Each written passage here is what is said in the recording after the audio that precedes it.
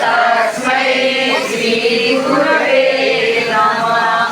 मालाकमण्डलश्री परमेश्वराय नमो त्रिशूलवचनाकरमाणिलाये।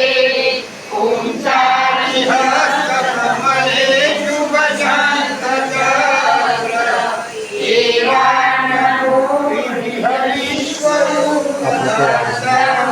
जय योगेश्वर दत्तदया उदयित जगन्नाथपीठा अन्यसूया परिवृते जगत्यो जगत्कारणनिधि ब्रह्मा हरिहर सोऽवतार शरणागतनो धारणः अन्तर्यामी सदचिदसु महान सद्गुरु त्रिभुजसु जोड़ी अन्नपूर्णाकरमा शान्तिकमण्डल कर सोहाय शौर्य चतुर्भुज षड्भुज अनंत बाहु निरधार आयो धरणी भारदार उठ दिगंबर छाया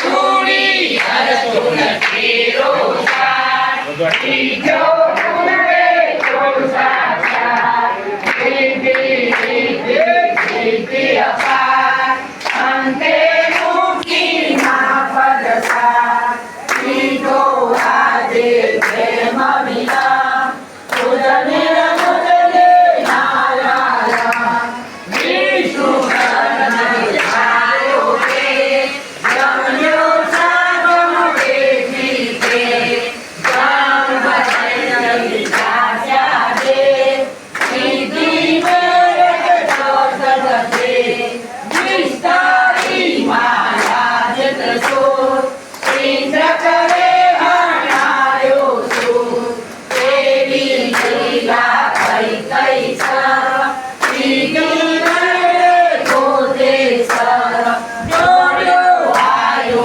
सुतने का सीधो एने ते निसकार बोधा यदुने परशुरा साधवे राजवा देवी काली कृपाय पार प्रेम सुनेना मारो सार गोड वंदना देवनान माधर भगवत शिशुनो जोई जय श्री केरो दत्तात्रेय महाराज की जय। હરિઓમ તત્સ જય ગુરુદેવ। આજે મહેસાણા જિલ્લાના ઊંઝા તાલુકાના કોહડા ગામની અંદર અનંત સેવાની એક વાત લઈને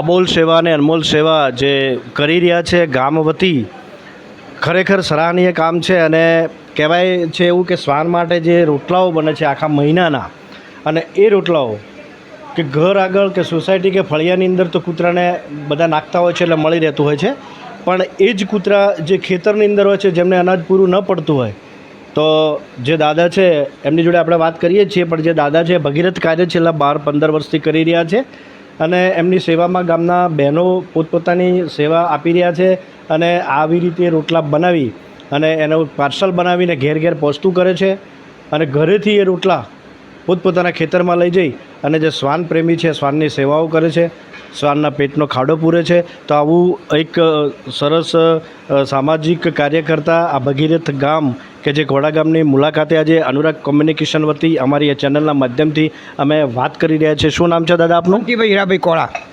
કેટલા વર્ષથી કરો છો? આજે 12 થી 15 વર્ષથી। બરાબર છે। આ વિચાર ક્યાંથી આવ્યો? હું ખેતરમાં હતો ને, પહેલાં શું થયું, આ લોકો પહેલાં હોળ હતો, બળદ હતા, એટલે બળદના લીધે ખેતરોમાં ભાત જતો એટલે મળતા રોટલા, પણ હવે બળદ જતા રહે એટલે બધા કોઈ એવું ખેતરમાં રહેતું નહીં, એટલે હું પોતે બોર જ ચલાવું, જો ખેતરમાં રહેવાવાળો માણસ। એટલે મને એક આ વિચાર આવ્યો કે આપણે એક ભગીરથ કાર્ય કરીએ, ધાર્મિક કામ કરીએ। વિચાર કેટલા સમય પહેલાં આવેલો? 12 વર્ષ પહેલાં। બરાબર। 12 વર્ષ પહેલાં આવેલો. તો સૌથી પહેલાં દત્તાત્રેયની પ્રેરણાથી આવેલો. બરાબર છે. આ ભગવાનની પ્રેરણાથી તમને જે તે સમયે આ વિચાર આવ્યો. સાક્ષાત્કાર થઈને આવ્યો. અચ્છા, તો એ વિચારમાં પહેલાં આપ એકલા જોડાયેલા હતા? ના, એકલો હતો. ધીમે ધીમે બે બતા, પણ ધીમે ધીમે લોકોને ખબર પડી ને એટલે લોકો સંમિલિત થઈ જાય. ભગવાનની કૃપાથી આવેલો આ વિચાર દાદા એકલા લઈને સેવાનું કામ લઈને નીકળ્યા હતા, પણ ધીમે ધીમે 1 2 4 કરતાં આખા ગામના લગભગ માણસો બધા જોડાઈ ગયા છે.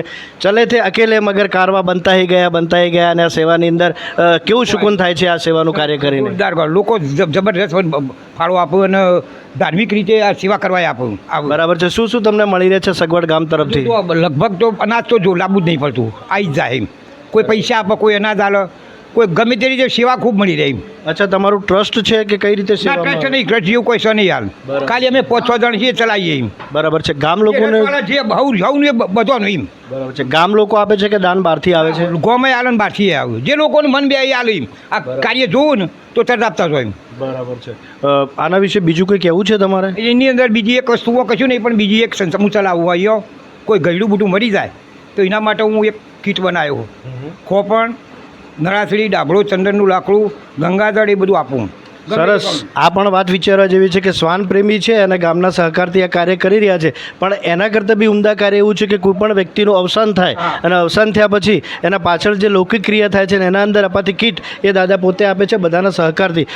એ કાકા, એ વિચાર ક્યારથી આવ્યો આપને? હું એક વખત બેઠો હતો, બીજા ગામમાં લેવા જવું પડ્યું ને અમારા ગામવાળાને, એટલે મેં તરત પેલું કરી દીધું. અચ્છા, એ વખતે કોઈ સગવડ નહોતી બહાર જવા એવી? નથી કોઈ સગવડ. તો તમને આ વિચાર આવ્યો? બસ સ્ટેશન બેઠો હતો ને લોકો ગામમાં બહાર લેવા જાય ને એટલે મેં તરત આ કીધું આપણે કરવું જુઓ. આ ક્યારથી કરો છો? આ 12 વર્ષથી કરું. એમાં કેવું લાગે છે તમને? લોકો લઈ જાય એમ, સગવડ મળી જાય એમ લોકોને. ઓકે, સરસ. ભગીરથ કાર્ય ચાલી રહ્યું છે. અમારા ઊંઝા તાલુકાની અંદર આવી ઘણી બધી સંસ્થાઓ છે કે જે લૌકિક કાર્યો, સામાજિક કાર્યો અને કૌટુંબિક કાર્યો સાથે જોડાયેલી છે. હવે આપણે બહેનો જોડે બી થોડી વાત કરશું કે જે બહેનો બી આના સહકારમાં જોડાયેલા. કાંતિ કાકા છે, એમને જે આ કાર્ય આજથી ઘણા વર્ષો પહેલાં ઉપાડ્યું છે અને એ પોતે એકલા જ કરતા હતા, પણ પછી ગામના બહેનો પણ એમની સાથે જોડાયા અને બહેનો એમના પોતાના ઘર કામ પતાવી અને એ સમયનો સદુપયોગ થાય એવી આ લોકો સારી ક્રિયાની અંદર બધા ભળી અને અહીંયા આવી અને આ કામ કરી રહ્યા છે. તો એવા આપણે ગામના બહેનો જોડે બી વાત કરીશું કે બહેનો, આનો શું અનુભવ છે તમને? અમને અનુભવ છે કે અહીંયા અમે આવી છીએ એટલે અમને સારું લાગે કે એમ કે આસવાનને એમ કે રોટલો મળો અને અમારું પણ ભગવાનના ત્યાં એમ કે નોંધાય એમ, અને અમારો સારો એવો સમય એમ કે સારા કામમાં એમ કે સારા કાર્યમાં વ્યક્ત કરીએ શકીએ અમે. એ જેટલું કહેવા માંગીએ. અમે અહીંયા 5 વર્ષથી આવીએ છીએ સેવામાં અને અમને આ કાર્ય સારું લાગે છે. અમને આ કાર્યમાં સફળતા સારી છે અને અમને ટાઈમ બી જાય છે અને સેવાનો લાભ બી મળે છે અમને આ કાર્યમાં. અમે 5 વર્ષથી આવીએ છીએ. અમને બહુ સારું લાગે છે અને અમને બહુ આનંદ આવે છે.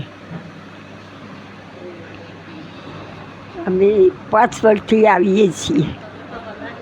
આપણે 5 વર્ષથી આવીએ છીએ, બરાબર, અને બહુ સેવામાં આપીએ છીએ અને બહુ આમ ટાઈમ ભક્તિમાં જાય. ગામના બહેનો અને ઉંમરલાયક દાદી બી છે, એ લોકો પોતાના કામ પૂરા કરીને આ ક્રિયાની અંદર જોડાઈને પોતાની જાતને ભાગ્યશાળી માને છે. સદુપયોગની સંસ્થામાં સદુપયોગના કાર્યની અંદર સાંત્વના પામે છે અને આ કામ હરખથી ને ખુશીથી બધા ગામ લોકો કરે છે. આ સેવાકીય પ્રવૃત્તિથી ભગવાન દત્તાત્રેય આ બધાને આશીર્વાદ આવે એવી અમારી પ્રાર્થના છે બધાને. આ સંસ્થા અત્યારે જે કાર્યોની આપણે વાત કરી અને બહુ જ ઉત્સાહ અને ઉમંગથી કરી રહ્યા છે, પણ સાથે સાથે એક થોડી બીજી દુઃખદ બાબત છે કે જે માણસ અવસાન થઈ ગયા પછી આ સંસ્થાના જે અંકલ છે કાંતિ કાકા એવું પણ વિચાર્યું કે સ્ત્રી અને પુરુષ બંનેનું મરણ થાય એટલે એમના પાછળ લૌકિક ક્રિયાની અંદર વપરાતી વસ્તુઓ કે જે આ કીટ બનાવીને આપી રહ્યા છે એમને આપણે વાત કરીએ કે શું આપો છો દાદા? એની અંદર ખોપણ, નળાસળી, ગંગાજળ, ડાબળો, ચંદનનું લાકડું, આટલી વસ્તુ હું ફ્રી આપું. ગમે તે ગામનો 12 ગામનો ગમે તે આવે, ગમે તે આવે, એટલે એ લોકો ગમે તે કાસ્ટનો આવે, ગમે તે કોમનો આવે, ગમે તે ફ્રી આપું. જ્યારે આ વસ્તુ બની હોય છે એ તમે તમારી રીતે પહોંચાડો છો કે એ લોકો લેવા આવે? અહીંયા લેવા આવે. મરણ થાય એટલે એ લેવા મારો નંબર લખેલો છે એના ઉપર ફોન કરીને હું આપી દઉં.